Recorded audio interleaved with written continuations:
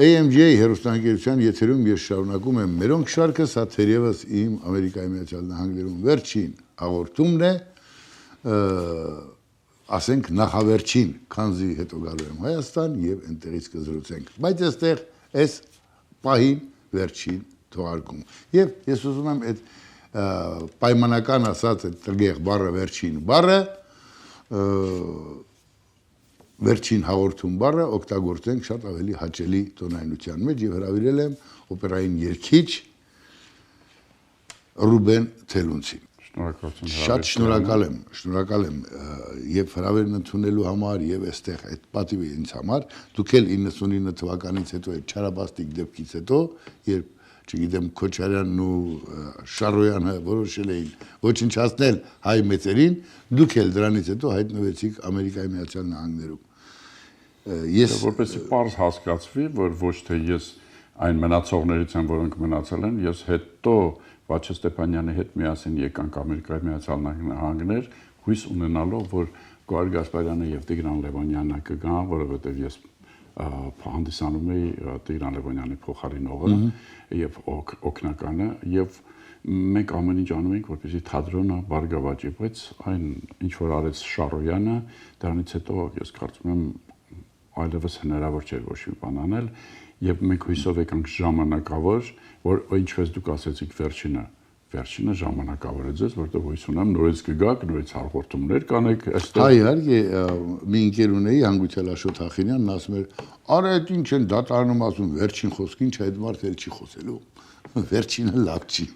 Նախավերջին բանը հնչում։ Այո, կամ որ ասում են մահճակալ։ Պարոն Թելունց,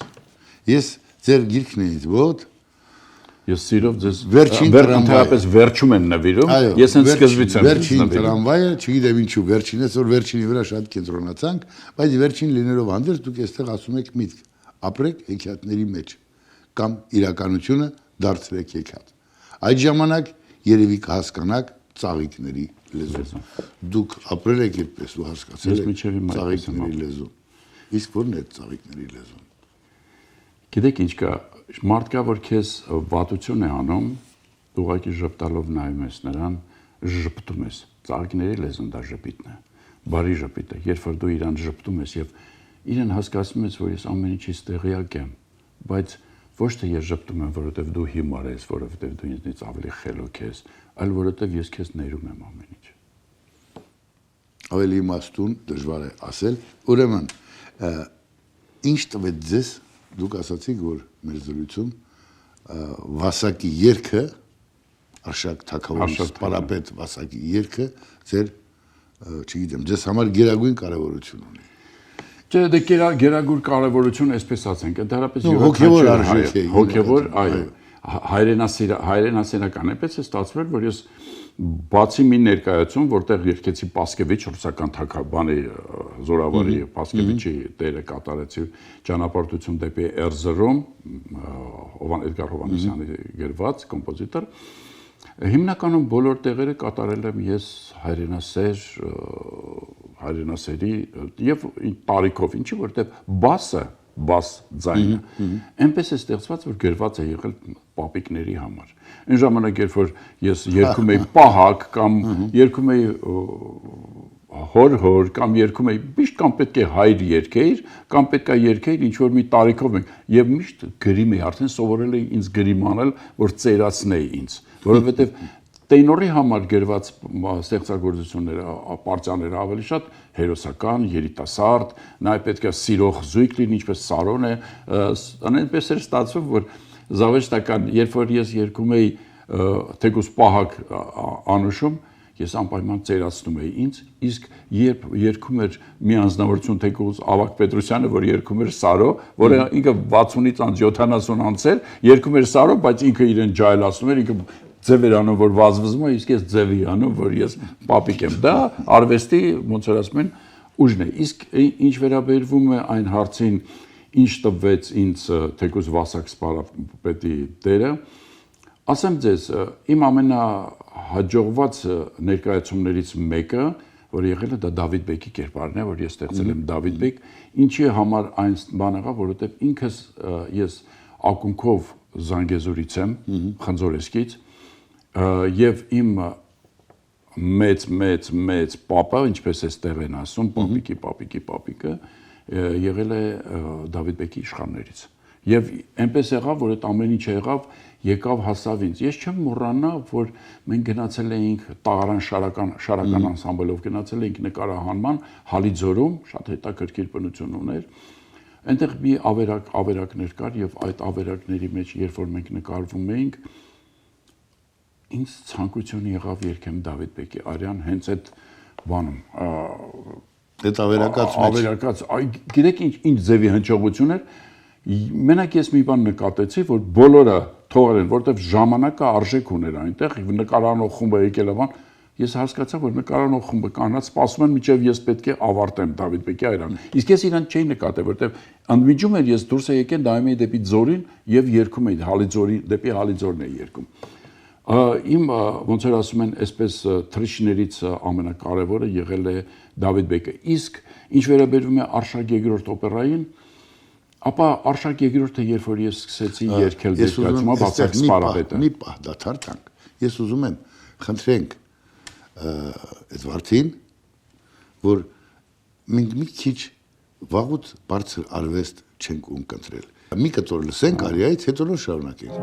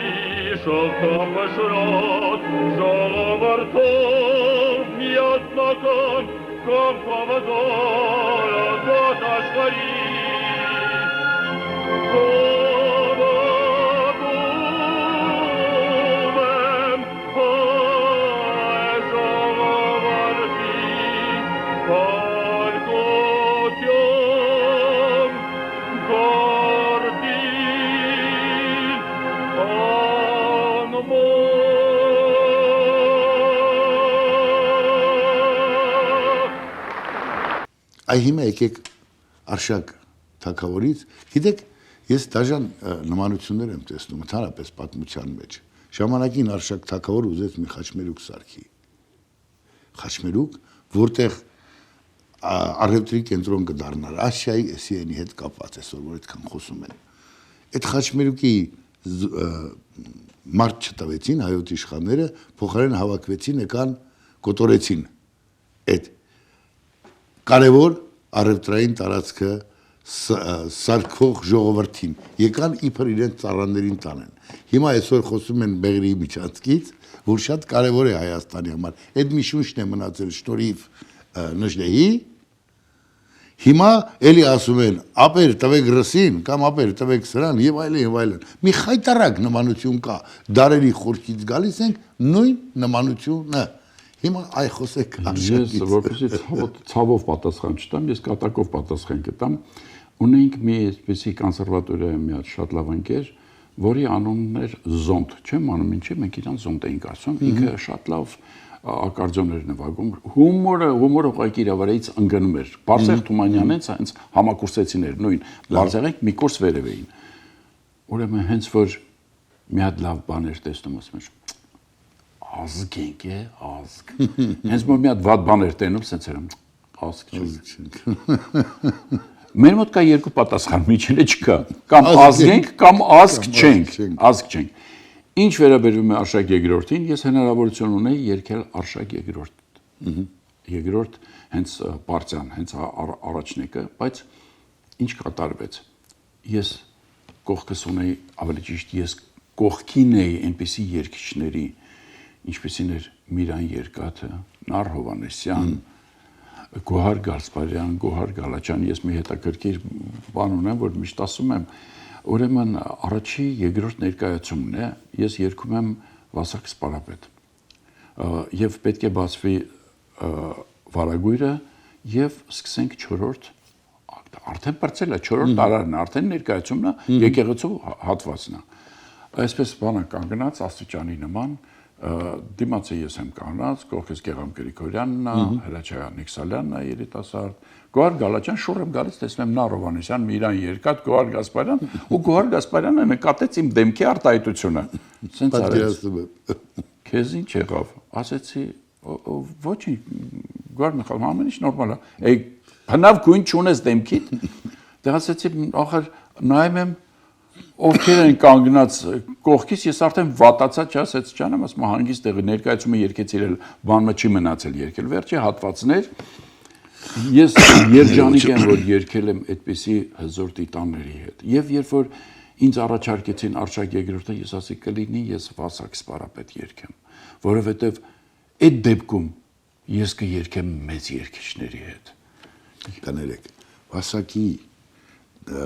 այն հայտնի պատմությունից մեզ եկած, երբ իրեն շապուհն ասում է, աղվես, դու էիր իմ զորքերը կոտորում, ասում էր, ես այն աղվեսն էի, որ ոտքս դնում էի մի սարի վրա, ներքև գնում մյուսին, մեկը Բյուզանդյան էր, մեկը դուք էիք։ Հրաշք է, ես ուզում եմ հասկանալ, խնդրություն է կարողանալ իրականություն դարձնել, զգացողությունը Վասակ Սպարապետի, այդ հզորի, այդ մի փոքր բայց հզոր։ Հզոր ինքը կարճահասակ է եղել, բայց շատ հզոր է եղել, ուսումնասիրել եմ ես պատմությունը, որովհետև այսպես էր, կարծես բախտը ինձ հետ էր, երբ որ ես սկսեցի երգել բոհեմ ներկայացում Կոլենի պարտիան, այնպես ստացվեց, որ ես դրանից մոտավորապես մի ամիս առաջ մեկնեցի շրջագայության Ֆրանսիա։ Փարիզում ես ուրիշները ինչ էին անում, չգիտեմ, ես ընկած ոտքով այդ Մոնմարտրի տարածքն էի, ուսումնը բոհեմական շարժումն էի։ Հիմա նույն ձևի Արշակ երկրորդը, երբ որ ես երգեցի, ուսումնասիրում էի, թե ով է եղել ինքը, որին վերջին հաշվով տիկ են հանել եւ կանոնացրել են հենց Արշակ երկրորդի Արշակի դիմաց։ Արշակ երկրորդը, եթե ինձ հարցնեին, ես կասեի, որ Արշակ երկրորդով սկսվեց ամբողջ օպերային արվեստը Հայաստանում, բայց ոչ Սպենդիարով։ Սպենդիարովը մեծ կոմպոզիտոր է, ես երգել եմ նրա ստեղծագործությունները, շատ ստեղծագործություններ եւ ինձ բախտ վիճակվել երգել Ալմաստ օպերայում Նադիր Շախի դերը։ Շատ կարճ էր, ընդամենը մի ներկայացում երգեցի, դրանից հետո հանեցին ներկայացումը, բայց եւ Արշակ երկրորդը սկսվում է 1867 թվականից սկսվում է մեր օպերային արվեստի սկիզբը։ Ո՞ր բեմադրել առաջինը։ Երևանում շատ բեմադրություններ են եղել։ Իսկ ես երգել եմ բախտավիճակվել, երգել Տիգրան Լևոնյանի ներկայացումը եւ ինչպես ստացվեց։ Գնացել էի շրջագայության Օձուն։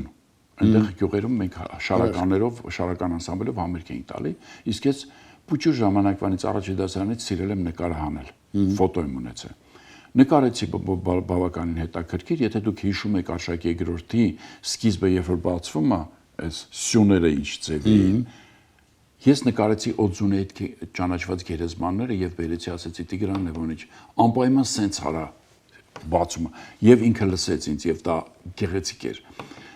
Վասակ Սպարապետում, երբ որ երգում էի, ինձ համար պատիվ էր, կրկնվում եմ, որ երգում էի այդպիսի երգիչների հետ։ Վերջին անգամ 18 թվականին 20 քանի տարի անցնելուց հետո, երբ որ ես այստեղ երգեցի շնորհակալություն մեր Վաչե Բարսումյանին Լարկի շրջանակներում երգեցի 4 ներկայացում այստեղ եւ դրանից հետո ինձ հրավիրեց ավելի ճիշտ առաջարկեց Բարսեղ Թումանյանը եւ Օրբելյանը այն ժամանակ Կոստանտին Օրբելյանը օպերային թատրոնի գլխավոր գեղարվեստական ղեկավարն էր։ Հրավիրեց եւ ես գնացի այնտեղ երգեցի Վասակ Սպարապետ։ Երբ որ եկան ինձնից հարցազրույց էին վարում տարիներ անց էստեղից տարիներ անց դուք ինչ զգացմունք ասա գիտեք ինչ զգացմունք է այնպես էր ոնց որ ես այնտեղ երազում եմ սա իրականությունն է այսինքն այն ինչ որ եղել է Ամերիկայի Միացյալ Նահանգներում կարծես չի եղել ես կարծես հայտնվեցի նորից օպերային թատրոնում Մերոնց տուն ես միշտ որ գնում եմ ասում եմ ես եկել եմ Մերոնց տուն եկեք մեկ անգամ էլ ամբողջնենք ես անգամ Վասակի դերը Արիան ձեր կատարմամբ հետո էլի կվերադառնանք ստուդիա Ադրում եմ դավաճանության մեջ կեստիրի Արեքով սազիր պատիվը նախնյացն արգեցիր Խորն է ամացույցակ շարատաս ներարկա Առա ամացույցա հասուսրան շարատա Ինքների նավիտ ու տեղյակ է իր վաղուտ բայց լուրեի Հայաստանը թագն ու գահ բաժնել ենք իրար մեջ Ասր բտանք է կերած սենքան Ստոր մարսը դում ես դու ահա նամակը Ռուբեն ջան, պարոն Թելունց, չգիտեմ ձեզ ինչ ասեմ, սովորաբար ես չեմ խախտում էտիկետը, պարոն եմ ասում, բայց ուղղակի ձեր կատարմամբ, ձեր զգացողությամբ, այն ինչ այստեղ նշված է Ես դեռ ամբողջովին ծանոթ չեմ, բայց հասկանում եմ ինչ ծրագրով ու ինչ շնչով է սա գրվել։ Սա իմ կենսագրությունն է։ Դա ձեր կենսագրությունն է, բայց տրամվայը ես բերել եմ այն, որ 10 տարուց ավել է տրամվայ չկա Հայաստանում,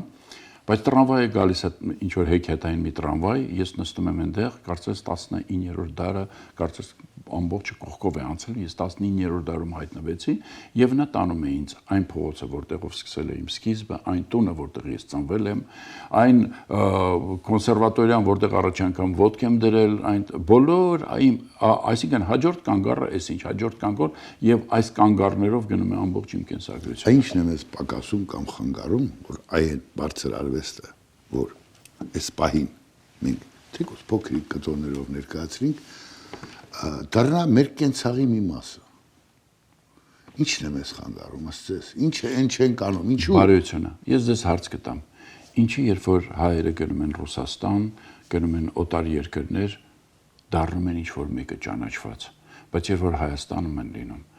ոչ մեկը ոչ մի ճանաչում չի ստանում, այսինքն ամեն ինչ անում են, որ հետո ասում են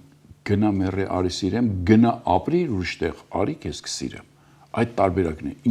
Ես ինչի պետք է իմ սիրած Երևանը թողեմ դուրս գամ եւ ամեն օր գիշերում երազում տեսնեմ Երևանը։ Երբ որ ես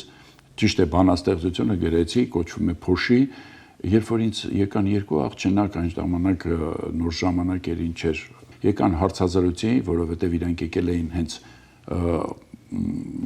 մինիստրի կուլտուրայի նախարարի Շարոյանի հրամանով եկան ինձնից հարցազրույց վարել, ասի կներեք ես զբաղված եմ, ես պետք է վերցնեմ բարձրանա վերև, հենց վերևում էր պետք է փորձեի Վասակ Սպարապետ էինք փորձում, Արշակն էինք փորձում, ասեց մենք երկու հարց ենք ուզում տակ, կուզեք դուք ապրել արտասահմանում, ես իմ որտեղ բաման, ասի բայց ինչի ապրեմ, ես Երևանի Փոշին արտասահմանի փայլի հետ չեմ փոխի։ Հաջորդ օրը եղավ Ռուբեն Թելունցը, որի վրա է Երևանի կեղտն ու Փոշին։ Եվ գրեցին այնպեսի բաներ, որ ես ընդհանրապես չէի խոսացել, եւ գիտեք ինչ կա, եկեք չխանգարենք իրար, էլի ուղղակի օգնենք։ Եթե նույնիսկ չենք օգնում, դա նշանակում է, որ էլի օգնություն է։ Չխանգարենք, եթե չենք խանգարում, դա էլ է օգնություն։ Ուղղակի սիրենք իրար, ուրիշ ոչ մի բան։ Այսօր գնում ես Հայաստան Հիմա էլ քեզ վրա թարս նայում են, որովհետև դու օտար երկրից ես եկել։ Բայց դու գիտեք օտար երկրում ինչ վիճակ է։ Ես գրեցի, ախես կյանքից հոգնած ասես ծերանում եմ կաղնու պես, աշնան շունչն է փչում անverջ ու կարծես էլ չունի վերջ։ Բանաստեղծությունը գրեցի, «Խիտ արտասահմանում այդքան վատա կյանքը»։ Ամեն ինչին նայում են շատ պարզունակ։ Այդ պարզունակությունը գուցե նաև մեր տունը քանդում է։ Դուք մի երգ եք գրել եւ տեսագրությունը կա Երևանում։ Շատ երկեր ունեմ գրել։ Մեկ երգը։ Երևանը մեր բոլորի կարոտն է։ Ես արդեն շուրջ մեկ ամիս է, այստեղ եմ Ամերիկայի Միացյալ Նահանգներում։ Չգիտեմ, գիշերները վեր եմ թռչում, տուն եմ ուզում։ Ես էլ եմ տուն ուզում։ Խենթանալու երևույթ է դա։ Լավ ու վատ չէ, այո, մարդիկ կարող են, կան մարդիկ ովքեր, ես մեկ անգամ ասացի, մեծ ճախրանքի մարդիկ են։ Աշխարհը գուցե հայոց նեղ է գնում են դուրս եւ ներկայացնում Հայաստանն ու աշխարհը, այդ ուրիշ է։ Կան մարդիկ, որ այնտեղ կով էին պահում, այստեղ են պահում։ Իմաստը, դրա տարբերությունը ես չեմ տեսնում։ Ոչ թե կով պահելը վատ գործ է։ Ուղղակի եթե մեկ քայլ առաջ չպիտի գնաս, ուրեմն տավարած կմնաս։ Դա տարկաբանություն է։ Ես առաջարկում եմ, նախ ասում շնորհակալ եմ ձեզ, շատ շնորհակալ եմ, այնքան մարդկային խոսեցիք, վաղուց այսքան մարդկային ու ամեջական զրույց չէի ունեցել։ Վաղուց ես ինքս էլ այսքան չէի խանգարել զրուցակցին։ Մեր հաղորդումն ավարտենք ձեր հայտնի երգով, հա, Երևանի մասին։ Մեր Երևան։ Մեր Երևանի մասին։ Իսկ ինչ դուք երգեք, խնդրում եմ ամփոփեք հաղորդումը, ասեք ինչ կուզեիք ասել։ Առաջինը շնորհակալություն ձեզ, ես հիմա մի բան որ ասեմ, երևի զարմանաք, ձեր աչքերի մեջ նայելով ես տեսնում եմ Երևանը։ Երբ որ գալիս եմ եկով Երևանից, ես միշտ աչքերին եմ նայում, որովհետև ես աչքերի մեջ տենում եմ Երևանը, դեռ թարմ է։ Այդ փոշին կա մեջ, իսկ փոշին դա մեր պատմությունն է։ Շնորհակալություն ձեզ, որ դուք ինձ հրավիրեցիք եւ ես գտնվեցի իմ ստուդիայում, որտեղ ես ունեմ իմ հաղորդումները, ես միշտ գալիս եմ ստեղ, ես գտնվեցի Երևանում յուր։ Ես էլ եմ շնորհակալ։ Վայելենք ձեր կատարումը, կհանդիպենք արդեն Հայաստանում։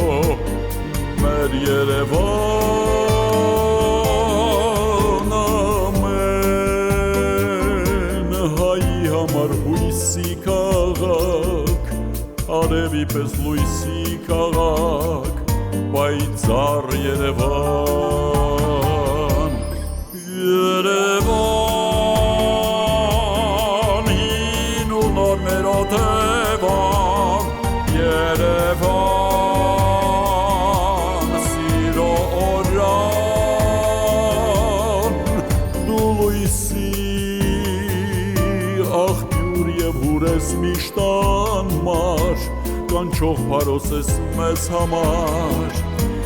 մեր Երևան, ամեն հայի համար դու հանգրվան, կարոտ սրտի կանչող խորան,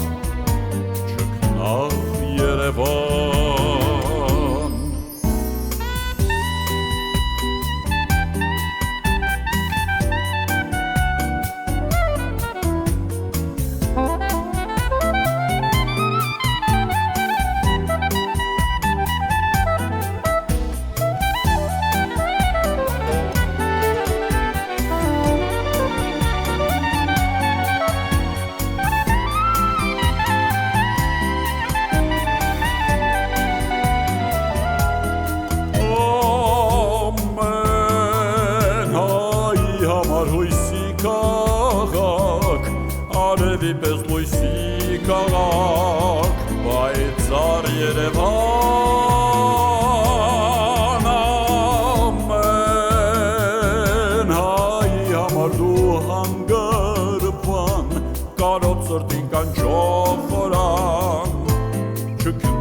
Երևան, իմ Երևան, մեր Երևան